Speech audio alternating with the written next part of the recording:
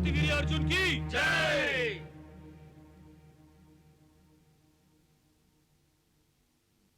मेरे पिताश्री महाराज कृतवीर्य की अभी अभी मृत्यु हुई है, परंतु मुझे ऐसा लगता है कि वो अब भी उस राज सिंहासन पर बैठे हैं।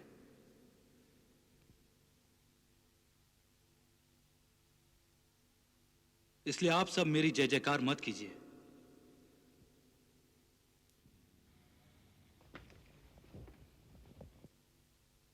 विराजिए युवराज।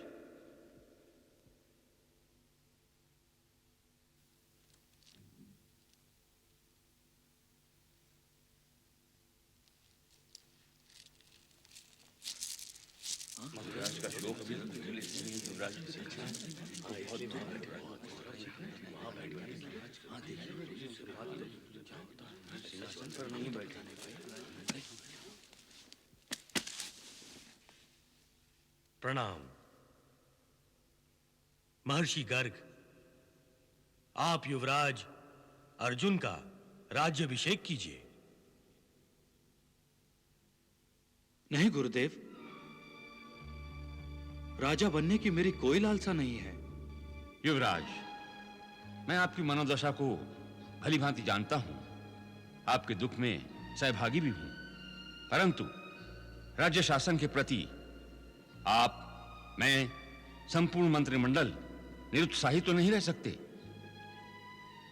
राजा न हो तो प्रजा अनाथ होती है,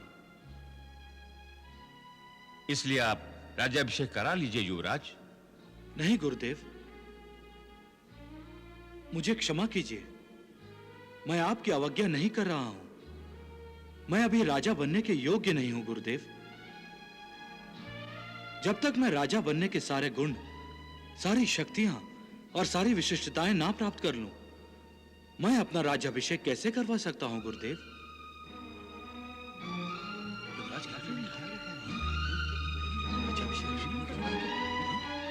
आप तो सभी महाज्ञानी हैं, राजनीति निपुण हैं। आप जानते हैं कि राजा परमेश्वर का अंश होता है, और जब तक राजा में ईश्वरीय गुणों का प्रादुर्भाव ना हो, उसका राजा बनना उचित नहीं है।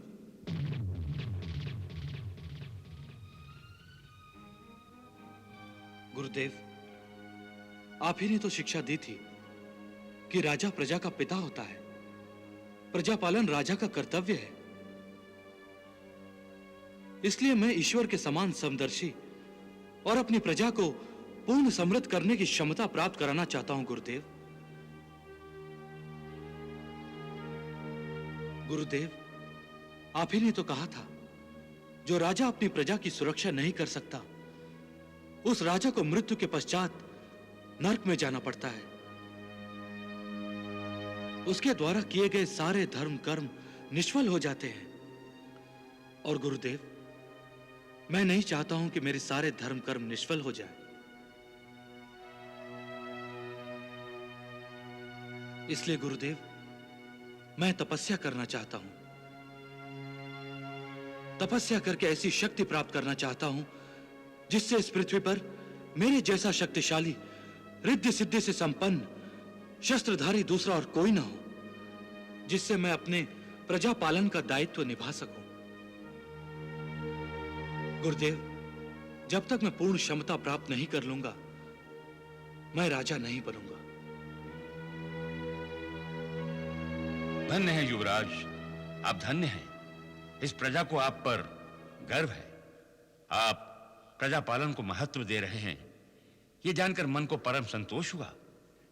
युवराज, यदि आप शक्ति संपन्न होना चाहते हैं तो इन तीनों लोकों के रक्षक भगवान श्री दत्तात्रेय की आराधना करके उन्हें प्रसन्न कर लें। भगवान दत्तात्रेय? हां युवराज, श्री दत्तात्रेय भगवान विष्णु के ही अंश हैं, साक्षात त्रिदेवों का ही मानवीय रूप हैं। श्री दत्तात्रेय योगेश्वर हैं। उनके आशीर्वाद से आपको अपूर्व शक्ति प्राप्त होगी और रिद्धि सिद्धि भी। हे राजन, आप दत्तात्रेय भगवान की शरण में जरूर जाइए, आपकी मनोकामना अवश्य पूरी होगी। जब तक आप राजा बनने की पूर्ण क्षमता को प्राप्त नहीं कर लेते, तब तक महाराज कृतवीर का मंत्रिमंडल इस राज्य का कार्यभार संभालेगा। गुरुदेव, मैं आपसे बहुत अनुग्रहित हूं गुरुदेव। मुझे आशीर्वाद दीजिए कि मैं भगवान दत्तात्रेय को प्रसन्न कर लूं। मेरा आशीर्वाद सदा ही आपके साथ है। कल्याण मस्तु।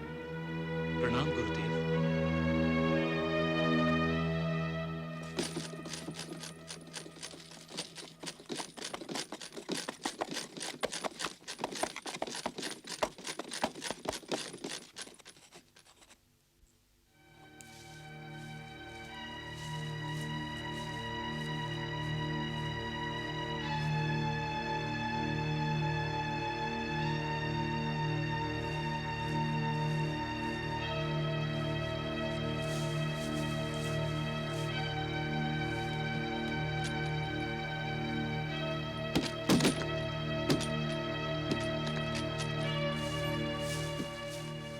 प्रणाम ऋषिवर।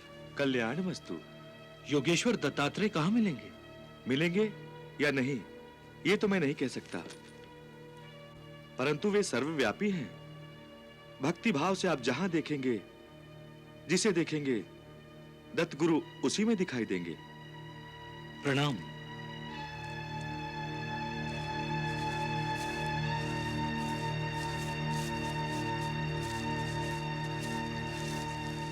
हे मान्यवर, गुरु दत्तात्रेय कहाँ हैं? वो देखिए वहां बैठे हैं। प्रभु,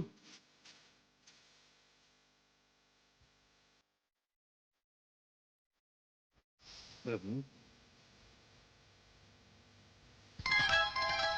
हाँ?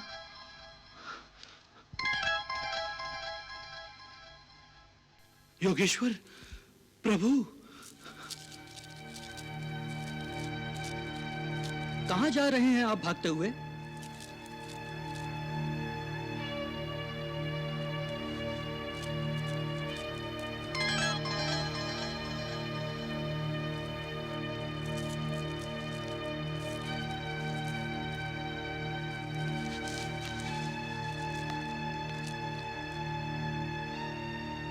प्रणाम योगेश्वर।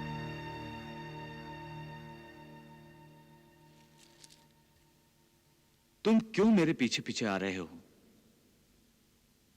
हमें अकेला छोड़ दो, हमारे मार्ग से हट जाओ मूर्ख। हे महात्मन, मुझे अपने चरणों से दूर मत कीजिए। जाओ, मेरे आश्रम से निकल जाओ। नहीं प्रभु, मैं नहीं जाऊंगा।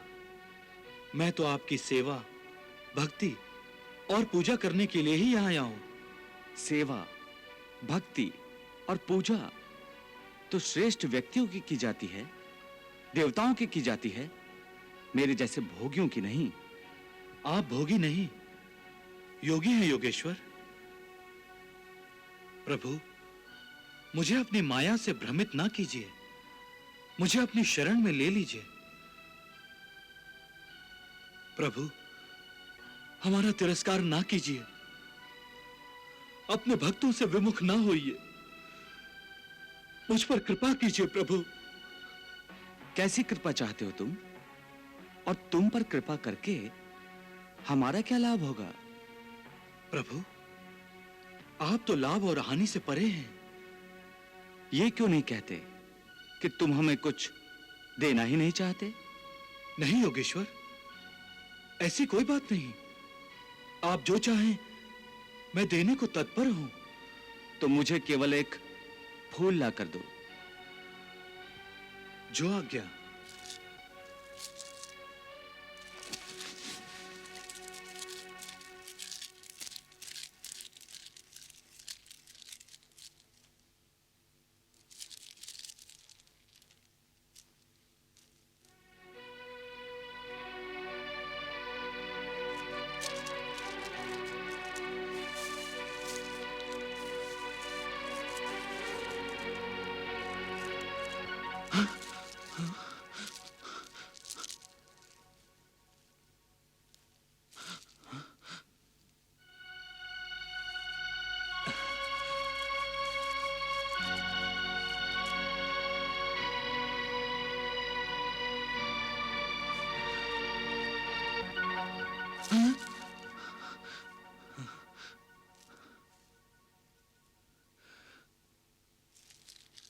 ये कैसी लीला है योगेश्वर?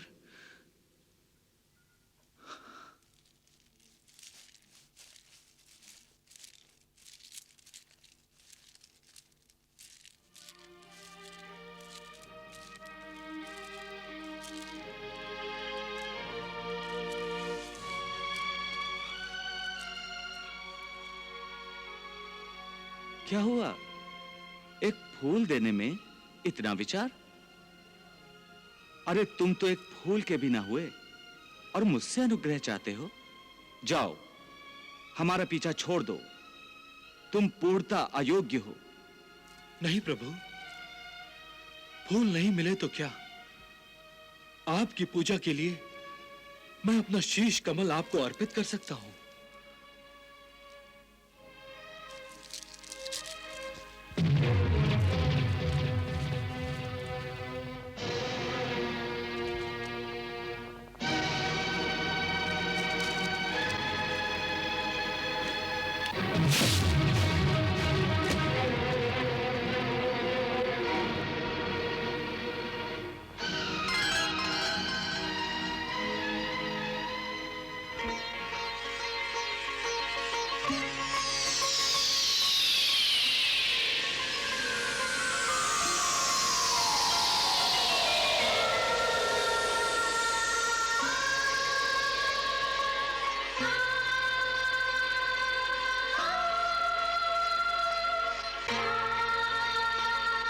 वत्स अर्जुन, तुम परीक्षा में सफल हुए। मैं तुम्हारी सेवा, भक्ति और समर्पण से अति प्रसन्न हूं और तुम्हें शिष्य के रूप में स्वीकार करता हूं। मैं धन्य हो गया गुरुदेव, मैं धन्य हो गया प्रभु। क्या चाहते हो तुम? प्रभु, आपके पूज्य पिताश्री महर्षि अत्रि ने मुझे एक अच्छा मनुष्य बनने का परामर्श दिया है। एक अच्छा मनुष्य ही एक अच्छा राजा बन सकता है। प्रभु, मैं योग्य राजा बनकर प्रजा पालन के सभी दायित्व निभाना चाहता हूं प्रभु।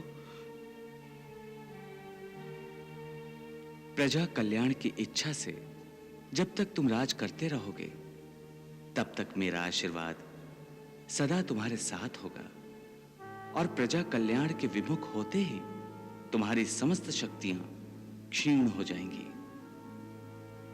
इसलिए हे राजन, जिन कर्मों से जीव और जगत दोनों का कल्याण होता हो, वही कर्म करना चाहिए। इसके विपरीत जिन कर्मों से अधर्म, क्रूरता और पाशविकता उत्पन्न हो, वो कर्म मनुष्य को कभी नहीं करना चाहिए।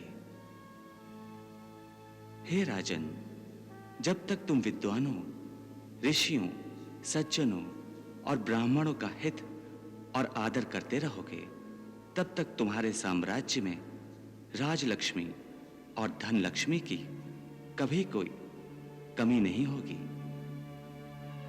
प्रजा का आशीर्वाद तुम्हारा सच्चा बल होगा और प्रजा के कल्याण में ही तुम्हारा अपना कल्याण निहित है।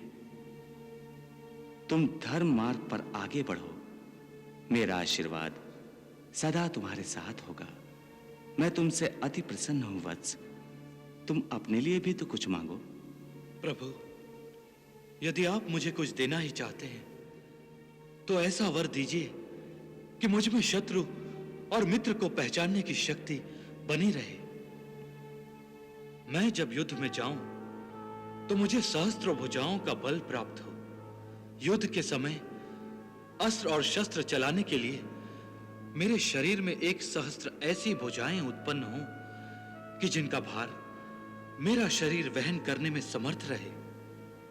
वत्स, जब तुम मानव मात्र के पोषण हेतु अधर्मी शासकों के विरुद्ध युद्ध में जाओगे, तो तुम्हारी मनोकामना अवश्य पूर्ण होगी। और यदि अन्याय और अपने राज्य के विस्तार के लोभ में युद्ध में उतरोगे, तो तुम्हारी ये सहस्त्र भुजाएं तुम्हारे शरीर का भार बढ़ाकर तुम्हें पराजित करेंगी। प्रभु, मैं सर्वदा आपकी आज्ञा के अनुकूल ही युद्ध करूंगा। तुम्हारा कल्याण हो वत्स। प्रणाम प्रभु। तथास्तु।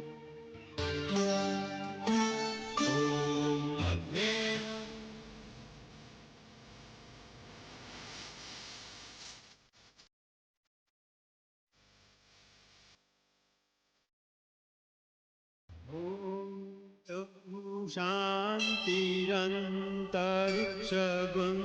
शान्ति।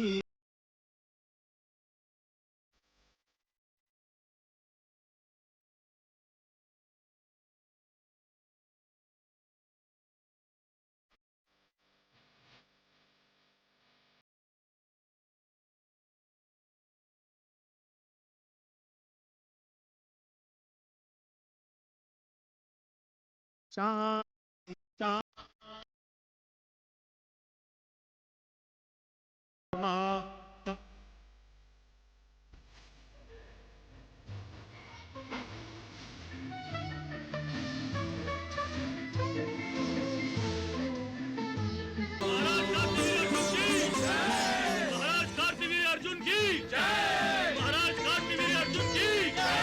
महाराज कार्तिवीर अर्जुन की जय। महाराज कार्तिवीर अर्जुन की जय। महाराज कार्तिवीर अर्जुन की जय। महाराज कार्तिवीर अर्जुन की जय।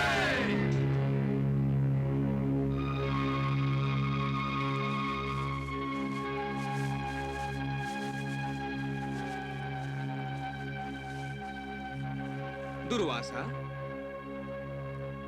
लगता है चिंतित दिखाई दे रहे हैं। नारायण नारायण नारायण नारायण। प्रणाम देवर्षि। इतनी शीघ्रता क्या होती है आपको मुझे प्रणाम करने की? मुझसे कोई भूल हो गई। भूल तो मुझसे हो जाती है महादेव। मैं आपको प्रणाम करने लगता हूँ, किंतु उससे पहले आप मुझे प्रणाम कर देते हैं। कहिए, आपने दर्शन कैसे दिए? दर्शन? हाँ, वो आपको सोचते हुए देखा तो रहा नहीं गया, सो पूछने चला आया कि शिव शंभो महादेव को क्या चिंता है। आप मुझे सबसे पहले ये वचन दीजिए कि मेरे इस रूप में मुझे केवल दुर्वासा कहेंगे। नारायण नारायण, मुझे तो वैसे ही आपके शाप से बहुत डर लगता है। बहुत भयभीत रहता हूँ भगवान मैं। जो आप कहेंगे मुझे मान्य है। अब आप मुझे अपनी चिंता के विषय में बताइए। चिंता का विषय मेरा तप है देवर्षि। मैं तप करता हूं तो पूरा संसार दुखी होता है और माता पिता भी। इसलिए सोच रहा था कि तप के स्थान पर क्यों ना विद्या अर्जित कर लूं।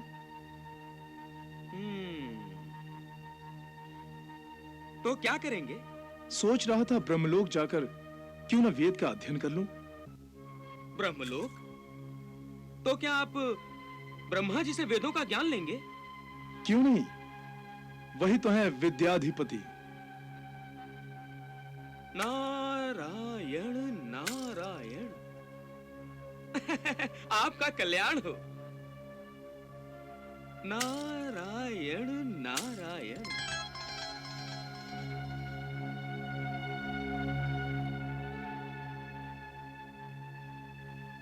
ओम ब्रह्माय नमः। इस सृष्टि में सर्वप्रथम उत्पन्न हुई वाणी, जैसे ही मैंने स्वयं को कमलासन पर विराजमान पाया, वेदों की ऋचाएं स्वयं ही मेरे मुख से निकलने लगी। इन ऋचाओं से देवता और देवताओं से शेष सृष्टि विकसित हुई।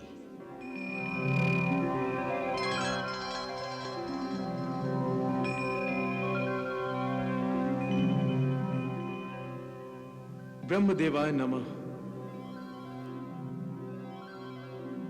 प्रणाम।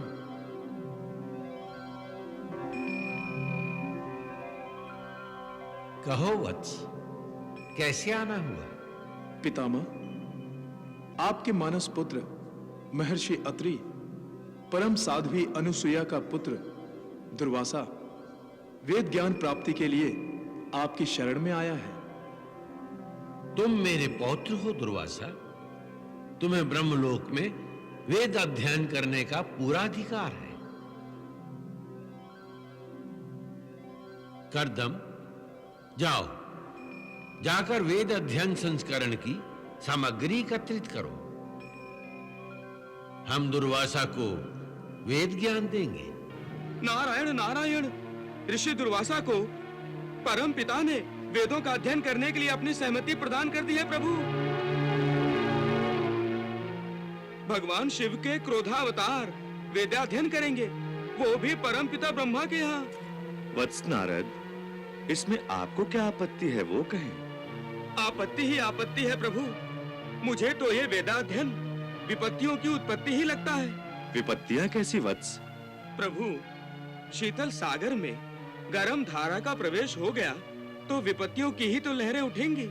ऐसा क्यों सोचते हैं वत्स नारद? भगवान शिव और पितामह ब्रह्मा का जुड़ना संसार के लिए आनंद की बात है।